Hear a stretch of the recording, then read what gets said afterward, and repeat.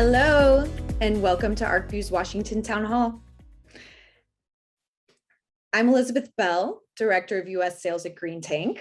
I'll be kicking off the program today. Washington State was one of the very first to legalize recreational cannabis back in 2012, with sales beginning in 2014. After nearly a decade of adult use, what can other states who have recently legalized learn from Washington? And what obstacles does the state still face despite being an older market? Today, we'll take a look back at what the Washington cannabis scene looked like 10 years ago versus now, how equity concerns are being addressed by the state, various ways to support craft growers and develop an ecosystem for new distribution methods, how Washington can best position itself for a federally legalized marketplace, and much more, if you can believe it. Today, we'll hear from the Washington cannabis experts at GrowFlow, an easy-to-use seed-to-sale cannabis software backed by the best customer support in the industry, Raven Grass, an organic producer of flower and other cannabis goods out of Olympia, and Fairchild, a full-service event platform that pairs event planning and production service with a solid ticketing and marketing backend. Our conversation today will be moderated by Sarah Falvo, Director of Business Development at Arcview Consulting. And with that, I will turn the discussion over to her. Hello, Sarah, please take it away. Thank you so much, Elizabeth. I appreciate it. And Elizabeth, what is your website if people want to go check out more about Green Tank before you go? It is greentanktechnologies.com. Awesome. Thank you so much, Elizabeth. And before we get started, there will be a poll that will pop up on your screen. We'd appreciate it if you took a couple minutes or a couple seconds actually, and just answer some of that. So we'd love to hear from our audience members on their interests in terms of programming. So as Elizabeth mentioned, I'm Sarah Falvo, Managing Director of Business Development at Arcview Management Consulting, and I'm very much looking forward to our chat today. Before we start, a little bit about the Arcview Group. We are an event management and financial services firm that leverages its thought leadership through programs like today and its services to facilitate growth in the cannabis, psychedelics, and industrial hemp industries. We are committed to the social mission, regulatory evolution, as well as the economic growth of these industries. We have a few subsidiaries under the Arcview Group. First is Arcview Capital, which is our FINRA registered broker-dealer, which provides investment banking services and has recently launched their crowdfunding offering. We also have Arcview Ventures, which is our principal investing group and operator of the Arcview Collective Fund, a member-managed venture fund with 78 active limited partner members. It's a committed capital fund, but unique in that its members make the actual decisions. And we have Arcview Consulting, which I am a part of, and we work with various organizations from startups to multi-billion-dollar companies on strategic initiatives, license applications, state expansion plans, valuations, and M&A related services, amongst other projects. If you're interested in chatting further, please reach out to me at sarahfalvo@arcviewconsulting.com. And most recently, we announced Arcview Events and Experiences, our joint venture with McVeigh Global Meeting and Events. And we did that to relaunch and create scale for our in-person event business. And they also manage our digital programming, and they are helping operate our Women's Inclusion Network, which provides a platform for women in the industry to network, to collaborate, and support each other's participation in these industries. Arcview is known for our thought leadership, having produced over 40 in-person conferences internationally over the last 10 years and nearly 100 digital programs over the last 2 years. And this includes our Arcview Access series, our town halls, and our CEO circles. Please check your emails for information about these and other upcoming programs, both digital and in person. And before we formally kick it off, we want to quickly thank our alliance partners who help make these programs possible and who provide incredible resources for the industry. Ice Miller, Dwayne Morris, Green Growth CPAs, Alpha Root, GrowFlow, Work, Zuber Lawler, Waterton Partners, and North Star Financial Consulting Group. And with that, I am so thrilled to welcome our panelists to the stage. We have Zach Goldberg, CTO of GrowFlow, Micah Sherman, owner and operations director of Ravengrass, and David Tran, co-founder of Fairchild. Welcome, everyone. I'm excited to have this chat with all of you. So feel free to unmute yourselves and we'll hop into the conversation. So with that, yeah. Hey. Hi, so glad to have you guys on. So really briefly, I'm just going to go around and have you guys give us a little bit about your background and what you're doing in the cannabis space. So David, let's start with you. Hello, everybody. I'm David Tran. Been a resident of Washington for 45 years. Got into cannabis back in '93 and have been advocating for a long time where, I actually got into a cannabis dispensary back in 2011, started Dope Magazine right here in Washington, was able to, tell some incredible stories and watch the industry grow and expand into different states as legalization started happening. Ended up selling that to High Times and started a new company, Fairchild, where we're an all-inclusive ticketing, marketing, and production platform focused on the cannabis industry and a lot of the new exciting industries coming up too. Fantastic. And Zach, how about you? Give us a little bit of background about yourself. Sure, happy to. And thanks so much for the introduction, Sarah. Great to be here. So yeah, I'm Zach. I run the technology team at GrowFlow. My background is in software engineering. And I've been with GrowFlow for a few years. GrowFlow started the business started in Washington, and Washington was our first state way back in 2016. We were Washington focused for the first several years exclusively of the business, and now we've expanded and we provide software and compliance services, trying to help operators keep their businesses running efficiently and compliantly across the country. And happy to be here and chat with the other guys. Great. Happy to have you here. And Micah, how about you? Yeah, hi. Thanks for having me. So I'm Micah Sherman, and I own and operate with my business partner, Nicole Graff, Raven. We're a craft producer processor in the Olympia area. So we have been operating here in Washington since the beginning of our recreational legalization. Came here in 2013 and started operations in 2014 and have been operating continuously here in the state since then. In addition to the work I do operating Raven, I also serve on the board of the Washington Sun and Craft Growers Association. We're a licensee-led trade group of farmers and processors here in the state who are working to change the regulatory and policy landscape that we all operate in to make the industry here in Washington function a little bit better for sun and craft growers. And then I've also had the privilege of serving on our state's legislative task force for figuring out how to introduce social equity policies into the cannabis industry to produce more equitable outcomes for the people that have been harmed in the past by the war on drugs, as well as who were excluded from the licensing process when we first started here in Washington as a result of that disproportionately targeted arrest rates, which led to people being ineligible to get licenses. So there's an effort right now within the legislature and at the Liquor Control Board to bring some licensing opportunities to the social equity community. So happy to be doing that work as well. And thanks. Much needed. Thank you, Micah.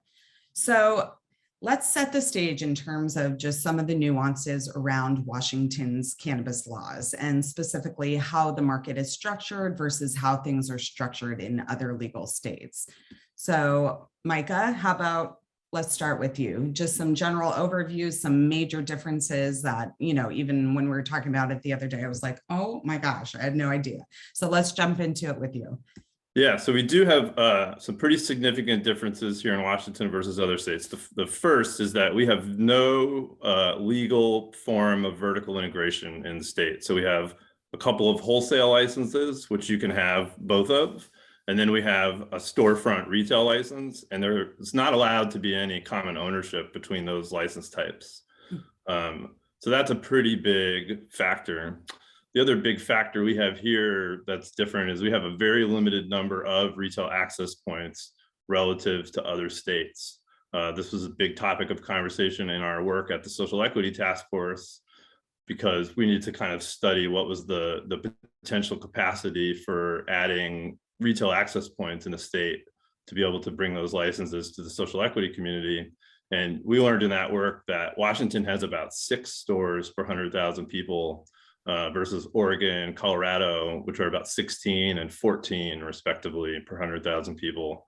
So that's another big factor in how things have developed here, sort of where the pricing power exists and where the market dynamics have really come out of, is at the end of the day, sort of that choke point through retail has really consolidated power and kind of made a lot of the interests in the industry sort of aligned around serving the interests of that very small group. And I think it's probably the one of the bigger differentiating factors we're working with here versus other places. Yeah, and I thought, you know, we had it bad in California with the retail, but you guys have it a little worse. So I totally understand that. There's hope in the future for California retail stores to thrive. And I think, you know, here we don't have that sort of flexibility going on into the future. So yeah, no, I totally get that. And Zach, let's talk about compliance ends. You know, so GrowFlow is operating in a number of states, I think nearly 15 at this point. You know, what are some of the bigger compliance maybe differences or nuances that you've seen from your end? Yeah, of course. As I'm sure everybody in the audience is very familiar with, Washington has changed their minds a couple of times over the years as to how they want compliance to work. You know, with BioTrack and then independent system and then LEAF and then independent system. And so we now have this sort of act and report system, the CCRS thing that I'm sure everybody is learning and getting used to, which is very different from, you know, what you see in California with Metric and, you know, the other metro states or other BioTrack operational states. And so, yeah, Washington has this system whereby operators go about their business on a day-to-day basis, and they're required every week to submit a certain set of reports to this government-run system.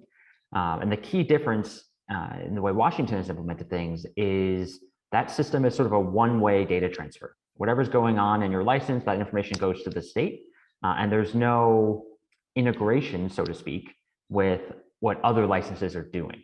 And so if you're, for example, in a state that's using a more rich or more featureful central system, like BioTrack, metrics, et cetera, and you're using one software platform, say it's GrowFlow, and you want to do business with another licensee who's using a different software platform, the BioTracks and metrics of the world sort of allow a little bit of information to change hands to facilitate that interaction. So there's less manual copy and pasting, there's less data entry for the licensees to do. And as we all know, data entry is not super fun, it's prone to errors, all the problems that come with duplicative data entry. And so in the Washington world, we don't have that capability now, though we used to. And so GrowFlow, along with Micah and many others, has worked together in Washington with this group we call the Washington Cannabis Integrators Alliance, the WCIA, where we haven't created a new system, but we've agreed together as a group on how we want to talk about this data so that the systems can directly talk to one another to try and reduce some of that manual data entry that's going on. And so, you know, from a key differences perspective, it's not a real-time integration. The data that goes to CCRS, people submit these reports on a daily or weekly basis. And there's no sort of data sharing between the different software platforms. And so we've had to sort of put together a patchwork quilt to make up for that, to, you know, limit the burden to licensees. So yeah, this is all still brand new, hot off the presses. I imagine there's still a lot of licensees who are figuring this out, either doing it themselves or working with their software platform to get data to CCRS. We've seen in some recent webinars that the folks at the Liquor and Cannabis Board, they understand to some extent that this is new and not everybody is 100% there yet with reporting all the data correctly. And so they've been a little more lenient these past few months, but they've set the expectation that will not continue indefinitely and that they will move from sort of an educational phase on how to use CCRS to an enforcement phase over the coming months. And so definitely one of the messages I'd like to communicate to licensees today is if you're not, actively reporting to CCRS and you're not sure that the data is going, this is something you want to get on top of soon, either through yourself or the software provider you're working with. And of course, GrowFlow is happy to help as well. And that's so hard sometimes, because these established businesses who have been doing things their own way for so long, it's kind of hard to have to change all of that, at the end of the day. But, if we're all moving towards standardization and everything, that has to happen. So it is what it is. But David, let's talk a little bit about the culture in Washington. So every single state kind of has, their own cannabis culture. California has it, New York has their own. So let's talk about the Washington cannabis culture and just what you've seen over the last, decade or so, and how does it differ from other states? Yeah, I've been around. I mean, even since '93, there has been this cannabis culture for a long time here in the Northwest, and in Washington especially. There's a lot of old heads who really cared about this plant, really advocated and did some incredible things. And I always give a shout out to Vivian McPeak, who started Hemp Fest here. And when I was a young advocate, I watched him stand in front in a park and had a plant there, and it was just the most amazing thing. And that's when things were really, very advocate central. And that's really when, Hemp Fest was very important to us. And, that's obviously changed as we started developing to more of a recreational market. But, a lot of that spirit is still here in Washington. And, it made it, I just went to an event yesterday just to see all the people who have been through all of these challenges, incredible challenges, right?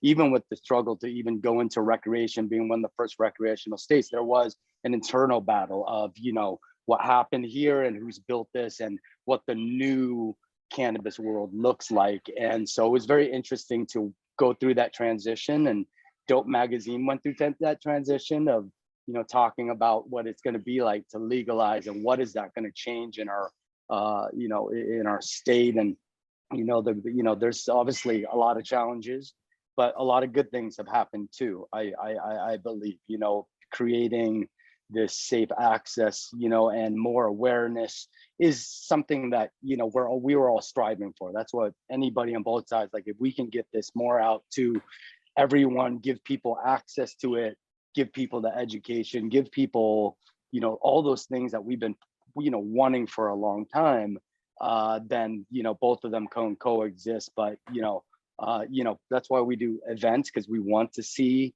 everybody kind of, whether you're, a business looking for business to business and looking for help there, because we know cannabis businesses are very difficult to build. So, the efforts to get everybody together, utilize platforms such as GrowFlow to give you a better line of success. And, all across the board, everyone needs that support. And so everybody brings in a different, to me, aspect of the business. And how do we get everybody together though, and be able to work with each other? That has always, been my mission. And, what I've always done is do that. So I think, we'll continue to, try to get, build different type of events, and get people together. We have a 420 golf tournament. The good part is, like, let's celebrate, everyone's working really hard too to bring this together, and there's a lot of people in the background. This is an opportunity for them to take a break, take a holiday. But, we're here to support everybody who are creating these events, such as Marijuana Ventures and their interchange to, continue to just, again, do, that's all we need to do is just keep on connecting with each other, because it's a very, very difficult, as I see, it's a difficult business to be in. You have to have the expertise, and you really have to be able to have that persistence, because it's not for the faint of heart neither. It's truly a difficult business to build. Absolutely. No, thank you for that. So, interstate commerce, those are buzzwords that, everybody is hoping will happen at some point. So, but let's talk about it as it relates to Washington specifically. What would interstate commerce mean for the cannabis industry as a whole. And Micah, let's start with you, because you as a craft grower, growing beautiful flower, you know, that only Washington, what are you guys? Washingtonians? Yeah. Okay. Yep. That they can only get, you know, so what would that mean for your company specifically and the larger industry in general? Yeah, so I'm kind of answer that as I'll start with saying it depends. So it really depends on how a federalized market comes into existence, and then what the nature of that federalized market looks like. So, you know, my organization, the Sun and Craft Growers, we've been supporting an effort by the Alliance for Sensible Markets, which is their States Can't Wait campaign, which is an attempt to get the Department of Justice to put out a memo similar to the Cole memo on intrastate markets in the same manner for interstate markets between legal states. And the intention there is really to get the ability for West Coast product, sun-grown, you know, low carbon, environmentally sustainable West Coast production that's already in operation, to be able to supply that to upcoming consumer states. So in a situation like that, where we were able to kind of bring our siloed markets together in a kind of patchwork system, you know, similar to kind of how some aspects of alcohol are, where we have different regulatory environments and interstate capacities, but still some limits on that. In that situation, I think that's going to be fantastic for not just Washington farmers, but really all of our West Coast farmers, where we're going to be able to take our existing infrastructure, our existing distributive capacity, our branding, our knowledge. You know, one of the nice things that being a longtime farmer in a low margin market is we've gotten very, very good at doing things well and doing them efficiently. And we're going to be able to hopefully leverage that capacity into becoming an export economy. And then for us in all of our states where we have an excess of productive capacity relative to our siloed market demands, the only logical relief to that is going to be export. So I think for us now it becomes, how do we create a sustainable business ecosystem for all of us to exist in the meantime, to thrive, to do well, to, like David said, come together and be supportive of each other, knowing that if we orient ourselves in that end goal of a national market where the West Coast is a big supplier to the rest of the country, we can all do very well out of that. But it really does come now to the fact that how do we actually set up a sustainable, productive industry within these siloed markets in the meantime, so that we're not playing in an unnecessarily cutthroat zero-sum game, when we really could be thinking about how do we actually build that ecosystem where lots and lots and lots of people can thrive. And that also comes into the conversation about social equity, and knowing that we're going to be moving into this national market at some point, whether it's 5 years, whether it's 10 years or somewhere in between. Just the very existence of that in the future should give us some opportunities to clear some space for everybody to do well. And that for us at the Sun and Craft Growers, and in the work that we do with the Cannabis Alliance and working with David's group on these events, that's all about creating the culture and the business operations where we can actually come together and everybody does well. And that is possible, it's available to us, and it really just does come down to not unnecessarily treating this as if it's zero sum. And that, I think, is the big game now for all of the legal states in the next few years, is we can't end up in a situation where, you know, we have monopolized siloed markets that then go into this national economy and hope that that's going to do well for farmers and equity licensees. That's just not a reasonable ecosystem to expect those people to succeed. And so that, I think, is our struggle here in the next few years, and what we're doing in our state to try to build something that's sustainable. Absolutely. And then Zach, what would that mean, interstate commerce and just opening up all of that on how does that impact the compliance back end? What changes, would Washington then have to just catch up that much more quickly in terms of what they're working on? What does that look like? Yeah, it's hard to say for certain what would look like, but we can speculate.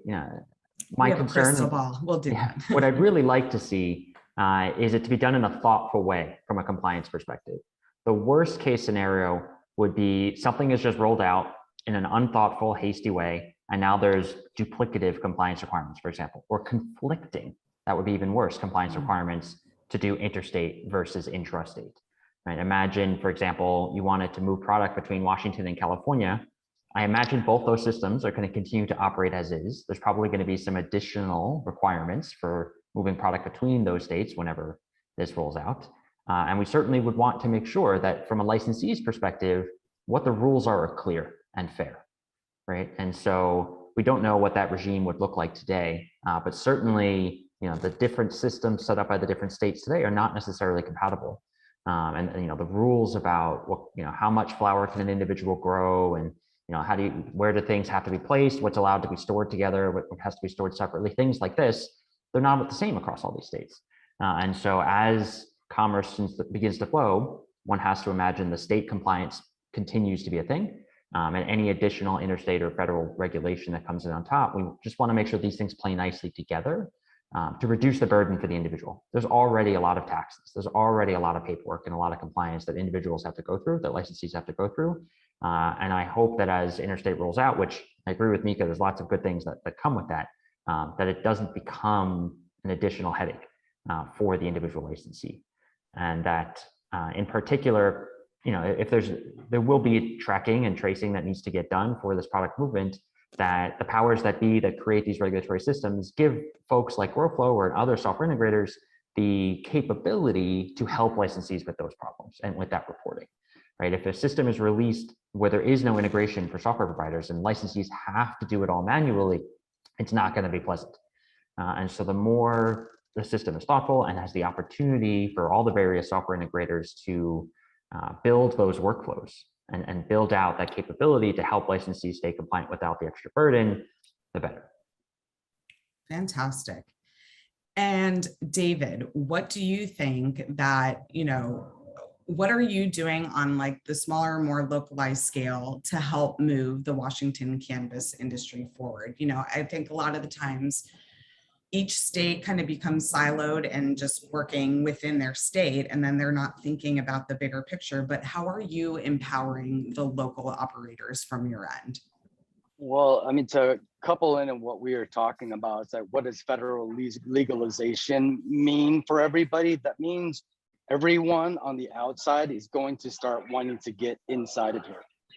People that have been established in whatever businesses they were doing, from banks being, now being able to want to take all of this, the funds now when they didn't want it before, all these other business and, including big distribution companies and all those things. So I think as far as preparing yourself to what that looks like, because it really is the reality, is that they're going to have more funds where we've been having difficult just even finding funds in Washington. You can't bring outside funds in. So imagine going out there looking for money. You have to go within, a very strict regulatory to even bring in money. So that hasn't allowed companies to want to come in and enter this market really. But I do think Washington is from a geographic point of view, is going to be important, right? If you look at the liquor companies, the way they set it up is they're setting up distribution points in Northwest, Northeast, and really strategically place themselves out there. So I think from a commerce, intercity commerce, there's a lot to be had about what Washington is, especially, where it's going way into the future, if it goes international and those type of things, but that's not it. But, on a small scale right now, it's just there's two parts. There's getting everybody together, but also continue to connect people so that they can get prepared for this, whatever their goal is ultimately at the end, right? There's certainly different exits. We know craft beers have been able to survive in big markets like this. And if you niche all the way down, and that's really where you just like, how do you niche down? How do you dominate your sector? How do you have the tools to be able to do that? And to me, there's not this extra money where people can experiment anymore. We're not experimenting anymore. Now we're talking to the right people who have done it and have backgrounds to do it. And so it's very important to me from that point of view to help companies find those people, but also organizations like Washington Cannabis Alliance. We're, they're our charity recipient, and it's important because, what they do, it's like I can never do. They're at the Capitol. They're talking to people that are changing, that are able to change policy, and they're able to put it in a very concise way that has been taken from everybody, their constituents, the people that are around that are going through, Micah, who's going through what he's going through being a craft grower. And to me, even, Zach and tools like that, we just need to continue to educate the politicians. And it's great also to begin to get to know them, like Joseph Nguyen. I'm sure Micah know who he is. We grew up together, and, he was the one that's helped us expunge all the records here. And he's constantly calling me, be like, how can we make this better on a social equity? What does that look like? And how do we give them the resources? We can't just hand them a license. How can they successfully take it to the next step? Because that's what the problem is with social equity, is just like, go ahead and get a license, but you're doomed to fail because it's already hard. You don't have the experience. You don't understand how to, you know what I mean? This is what it's about. You haven't had those resources to know how to run a business and do those type of things. So what can we do to give more resources to support that? And how can we encourage people to work with, those applicants to make them successful? Those are, ultimately, the things that we can do to, help, people in Washington and the ecosystem just continue to flow so everyone could be successful. And that's, changing a lot of tax laws. This 280E is insane, different tax structures in different states. Everyone is experimenting it all over the United States. And, ultimately, there's going to be inequities and all of that. All we know is that the cannabis industry is bringing in a ton of tax money to support all these other things. Let's somehow make sure that we pay attention to, the people that are helping run that. And that, for me, I support all the, I see how hard it is. So anything I could do to support the people that are back there risking everything. Again, compliance is risking their license. Their license is everything. That's everything on your balance sheet is your license. You lose that, you don't lose anything. So compliance is absolutely, certainly an important factor in that. But like I said, more tools out there. If we can continue to, not everybody has all the resources. So, continue to do that on a granular level is important, but, that's what makes it go around. Yeah, absolutely. And in our run through, you said something, that your main goal is to support these folks and give them a platform to have a voice. And I think you have done that throughout your whole career, David. So thank you for kind of being the advocate for just, people in the cannabis industry to tell their story and to make connections and everything like that. So you're doing a great job. And you actually touched upon something that I do want to go back to. So craft beer, that whole kind of, they are playing in the bigger beer industry very well right now, and also just beer distribution, liquor distribution, those models. So Micah, let's chat a little bit about that with you specifically. Yeah, so a little over 5 years ago, I drafted the first bill that we had here in Washington to introduce this concept of craft cannabis production, and then the commiserate limited vertical integration via direct sales on site that we see in the craft beer industry that, really for like Washington and Oregon, created something that didn't exist prior to that, just by allowing that beer pub model to come into existence. And we're looking to create the same sort of, resilient business model that the craft beer model provides to those brewers. So you have brand control, you have price control, you have the educational component that comes along with bringing people into your space and showing them what you're doing. It allows for that differentiation and the localness and the community that sort of business model allows us to build that's not accessible to us now. So that's been something I've been working on really hard for many years. And as folks listening in might imagine, that very limited group of retail license holders certainly doesn't like the idea of no longer being the limited group of retail license holders, and has worked against that effort in a pretty well-funded capacity for many years. And we haven't had a lot of legislative success as a result of that. And it's certainly something that we're continuing to work on and try to figure out, how do we educate legislators into helping them understand what are the dynamics of the industry that are important for them. A thing I like to remind regulators and policymakers and lawmakers here in Washington is, the cannabis industry exists as they created it. The types of business licenses that exist, what products we can make, how we can brand them, how we can label them, where we can sell them, who we can sell them to, what the terms of those sales are. All of that is set down into rule and law in a level of specificity that doesn't really exist in very many other places.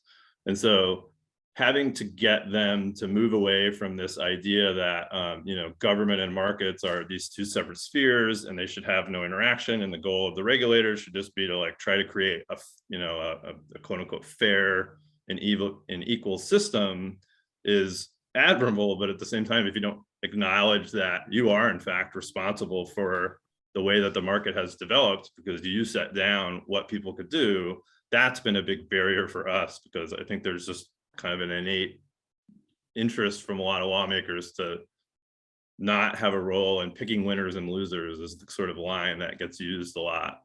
And you kind of can't avoid picking winners and losers to a certain extent in an economy that you designed from the ground up and didn't exist before you did it.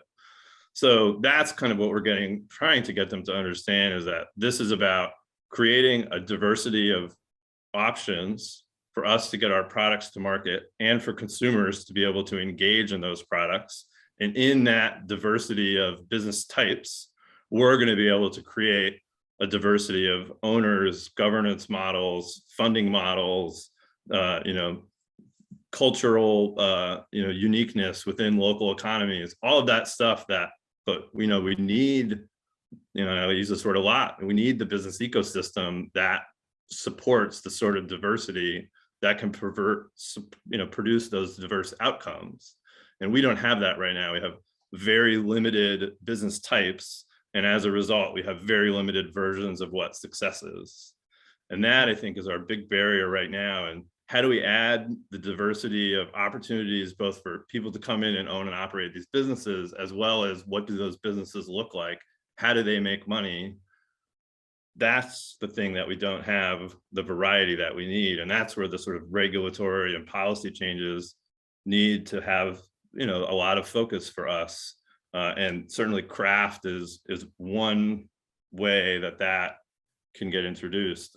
Just to be honest about it, I thought we'd be a little further along at that point, almost 10 years into the development in this, and we would be talking more about the sort of co-distribution possibilities that comes along with the craft ecosystem. And the idea of how could 20 small Washington farms come together and serve national markets is an interesting problem that we're really anxious to get to solving. But in the meantime, creating something that can allow us to exist and thrive is what we're focused on. And certainly that direct sales and the agritourism component that it would bring to the state are all big components of whatever successful project will look like.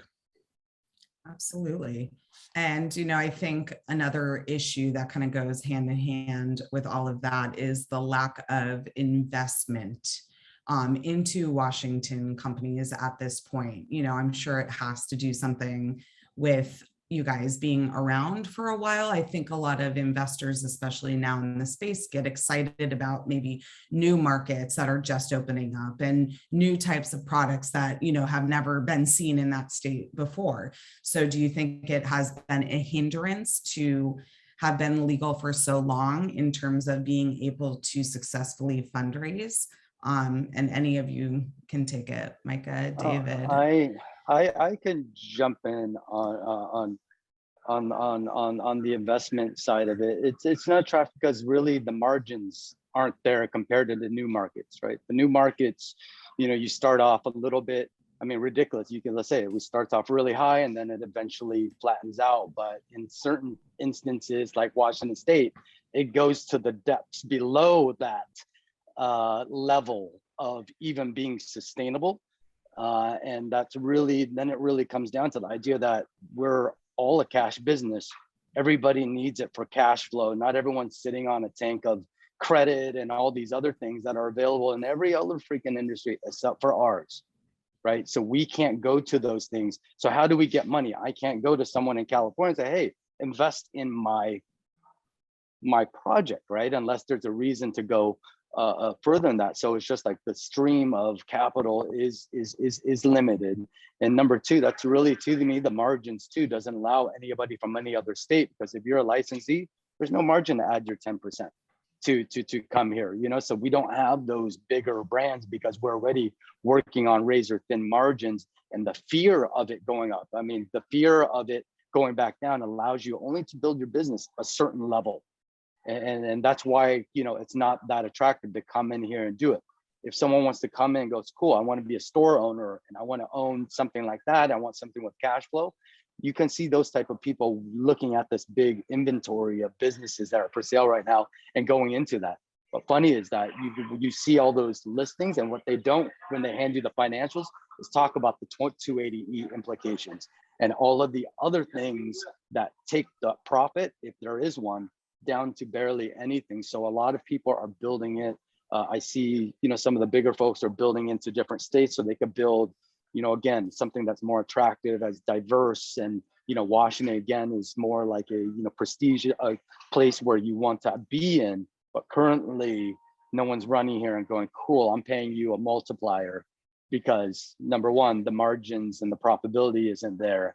And I think until, you know, at some point it'll change. I think if they can, you know, this vertical integration, I don't know if it's something that's even possible to do now, but that will allow people to then kind of couple, have more opportunity, and it'll be more attractive to anybody that's looking at it. So, yeah. Absolutely. And Micah, any thoughts on that? Just fundraising in general? Yeah, I definitely agree with David's assessment there, and would just add, you know, having been pretty comfortable being a pretty small craft producer and am a little bit kind of sustainable in my own bubble. I haven't done a lot of investigating on that for my business, but having talked to a lot of people that have, and, you know, have been interested in, yeah, selling their successful, you know, production operation or you know, bring on investment for scale, hasn't really been easy for anybody. You know, the only sorts of successful investment stories that I've heard about are ones that sort of make an end run around the vertical integration limitation, and there's been some very clever, you know, structures that have allowed what, you know, we kind of think of as pseudo vertically integrated entities to operate, and that sort of stuff is there. But, you know, if you're not willing to go into that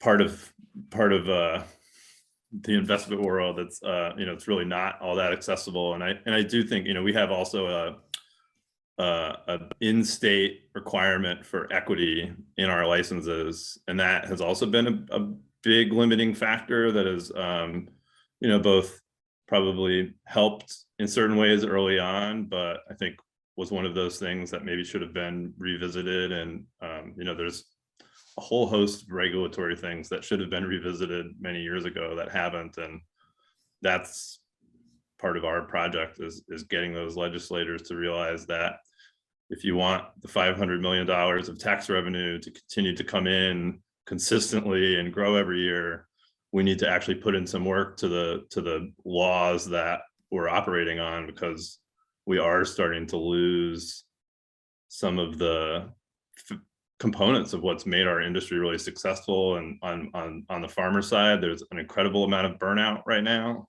It's incredibly hard to make a living doing this. There's a lot of people that are at the end of their rope and their interest in continuing to do it. And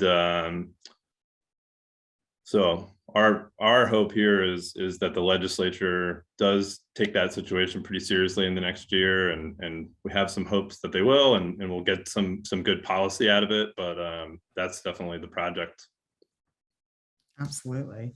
And there was a comment in the chat, and I totally believe this: a speculative story is more fun to invest in than proven hard numbers. So I think that's a lot of also what's going on right now. You know, people are excited at opportunity of brand new things, and, you know, to the detriment of, you know, more established states getting funding and things like that. So we've talked about social equity a couple times, just briefly, but let's dig in a little more about that. So let's chat about the expansion of licensing to address those equity concerns. So what are maybe some of the unique aspects that are getting in the way of social equity success, and really what do we need to do on a policy and regulatory level to make these things actually happen? And I know this conversation is happening in every single state right now, with a lot of states going back to the drawing board to recreate their social equity programs even years after they launch them. But what does it look like just kind of at a high level right now? What are the conversations that are being had, you know, behind the closed doors as also? Yeah, definitely. So right now, the existing social equity program that we have has about 40 retail licenses that are eligible for them to distribute into that program. Only about 20 of them are. So the other thing that we have in our state is we have geographic limitations to where a particular retail license can be located. So they're signed within a county. And so there's about 20 of these 40 licenses are in counties that have bans and moratoriums on cannabis businesses. So about 20 of these licenses are in places that they can be handed out. And right now we're moving closer to them getting issued.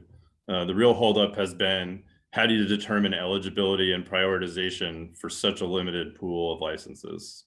20 licenses is just not very many when you're talking about equity for large groups of people and communities. And so there was a legislative effort this last year that failed to add quite a few more licenses to that program, about 40 per year until the end of the decade, till 2029. So it would have been about 300 more licenses issued to that program on a yearly basis. Something like that is definitely in need in order for the equity program here to be successful. We definitely need more stores. The other thing that we're doing in that work is looking at new license types. So in particular, the ones that are of interest are home delivery, so like a non-storefront retail model, as well as social consumption. So there'll be recommendations at the end of the year on those license types as well, to create them in a particular way and bring that into existence. So really, there's a lot of space here in the state for more people to be successful on the retail side. So that's definitely a big opportunity for the equity program to really be quite a bit more successful, I imagine, than other states may have been up until this point, because we do have this very established market. We kind of know where there's a need for more stores. We know there is a need for more stores. So it's the easy path to handing out a bunch of licenses and giving the best chance for those people who get them to turn them into something successful. So that's certainly where I think a bulk of the effort is going to go, is into the creation of those retail licenses and getting those out in a way that they end up in the hands of the people that the program is intended to serve. So I think there's big opportunity in how that all works out for it to be successful. And great.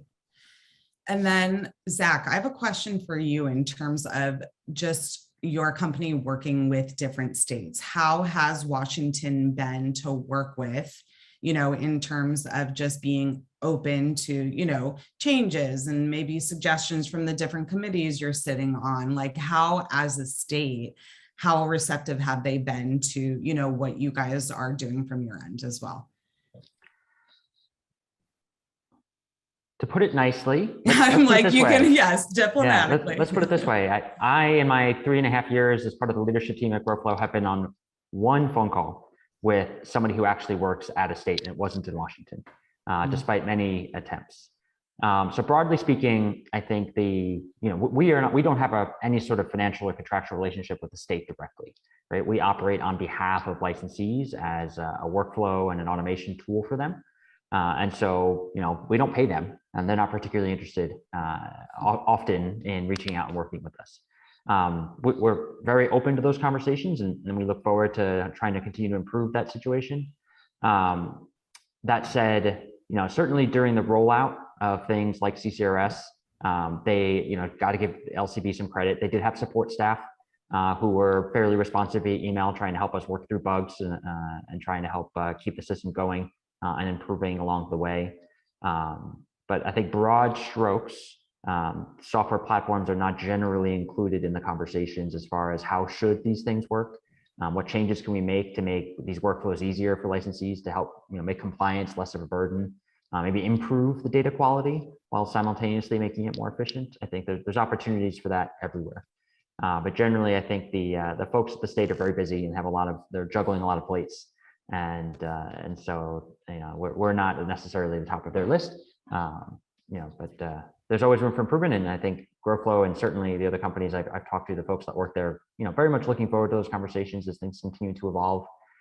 It's not just Washington where there's, frustrations with state systems. Yes. California has definitely had their issues. Oklahoma is continuing to go through an interesting time, let's say, and it's an evolving situation across the entire country. Absolutely. And I think, it would behoove the state regulators of every single state to talk to more people who have boots on the ground, especially various platforms, because more and more different platforms to solve different problems are coming out, and it could all just make everyone's lives easier. So we're nearing the end of the time, so I just have a couple more questions, and this is one for each of you, and I'll have each of you answer it. Let's start with David. But how can you how can Washington position yourself in the global marketplace of cannabis?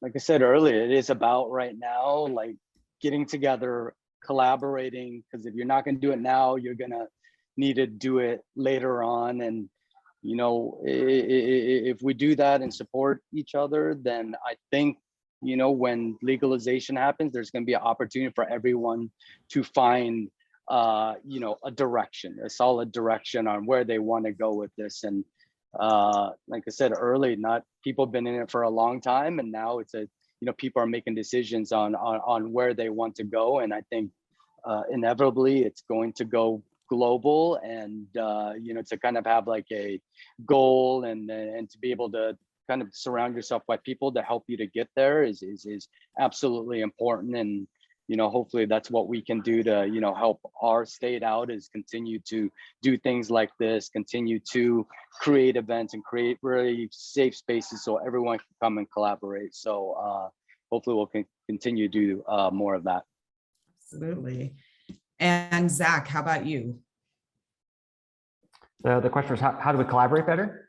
Or how should Washington position themselves in the global marketplace of cannabis? Like, what are some of the things to kind of make themselves a player? Yeah, I mean, I do think there's really something to, being basically the first market. It still has that reputation everywhere. I do think, my interactions with folks in other states, Washington is still sort of seen as, the OG to some extent, right? They've got more experience, they've got more knowledge. We don't necessarily want to replicate from a compliance perspective everything Washington's done, but there's lessons that could be learned there. And I think especially now with this transition over the past couple of months, it'll be very interesting to see how that plays out. If the folks on the regulatory side are getting all the data that they need, And if the industry can sort of self-organize and fill in the gaps that are left as a result of the transition, that can hopefully be a good role model for what things can look like long-term. But I do think, just a little bit of perspective, prohibition on alcohol ended over 100 years ago, and yet the liquor business is still pretty heavily regulated. And certainly it's not like the same as going to the grocery store and buying a box of paper towels. Alcohol is still its own category, right? And so regulation is here to stay in the cannabis world. It's not like it's going away. Taxes are not going away. It's about how do we make it a system that works for everybody? So the compliance and regulatory folks get what they need. Licensees can operate in a way where the businesses can be successful. And we can work together to help advance this industry and help it be more and more legitimate and more accessible in a regulatory and compliant way. Great. And Micah, how about you? Yeah, so certainly I have I'm a cannabis producer, and I also sort of ideologically have a bit of a producerist bent. And I want the state of Washington to really focus on making a productive economy that is able to be invested in and to improve and increase that production so that Washington state can be a state that exports cannabis to the rest of the country, as well as brings people to the state to participate in that unique and highly developed business ecosystem and economy. I think we have a unique and beautiful state. We have a lot of great water, which is going to be important here in the next few decades. And we, are going to continue to be able to produce top quality cannabis, both, indoors and under the sun. We have a relatively clean electrical grid. So I think we need to double down as a state into investing in our productive economy in the cannabis industry and elsewhere, and really become a state that's known for producing some of the highest quality cannabis at really reasonable costs without an incredible amount of damage to the environment. And I think that's what we need to all be striving for as an industry.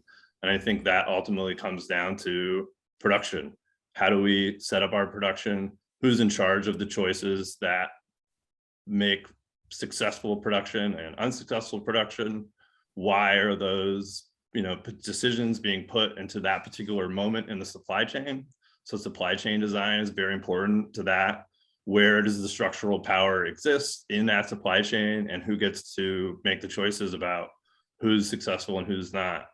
And I think that's both something that is up to us as operators in the industry, the people that are investing in our business, as well as the regulators that are setting up the guardrails for what we're doing. And so we need to all come together, look for those places where we have common interests and can produce, good outcomes for consumers here in the state, as well as in the rest of the country in the future. So that's the Washington cannabis industry that I'm looking to make. Love it. Well, I just wanted to thank you guys so much, Zach, Micah, and David. I appreciate your time, your insights. Thank you for fighting the good fight in Washington and just helping make, things a little better there too. And I can't wait to get some of your flower in California, Micah, hopefully when the borders open. So until that time. I look forward to that as well. Yes, I'll just have to make a visit. But I appreciate you guys joining us today. I appreciate the audience attending as well. And basically over 30,000 viewers have joined our program since we launched our digital webinars in 2020. So we appreciate your support and your sharing and your input, such as filling out the surveys, as we really do factor those into our planning to bring you the most pressing and important topics in the industry. So please join us. We have a couple upcoming events soon. The next one is on 3/31, March 31st. It's an Arcview Access, and it's entitled, "It's Not You, It's Me. No, it's actually you. How to Avoid Partnership Breakups." And then the next one, we have a Connecticut Town Hall on April 28th, and those are our next two events. So we hope to see you there. We want to thank you for joining us, and we will see you soon. Bye.